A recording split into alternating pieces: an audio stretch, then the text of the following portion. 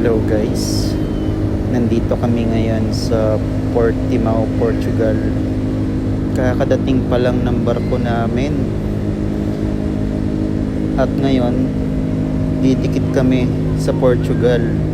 Nakikita nyo, may beach pala dito. Ang pangalan ng puerto na to ay Portimao, Portugal.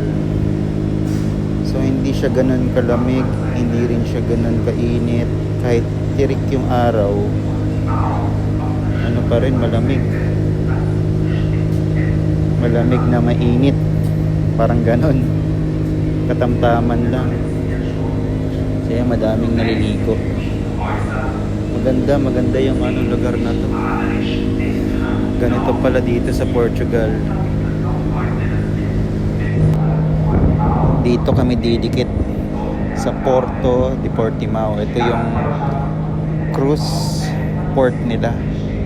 Ayan. Kaso parang sasakay ka pa ng shuttle dito kasi medyo malayo sa city. Pwedeng lakarin pero baka mga 30 minutes yan. Nandun yung nila, sentro yan, kung saan madaming mga building, mga bahay.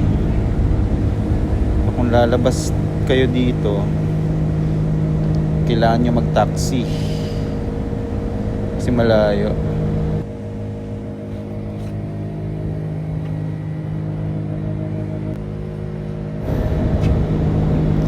Ngayon may mga navy pa sila, navy or coast guard siguro na mga barko nila yan.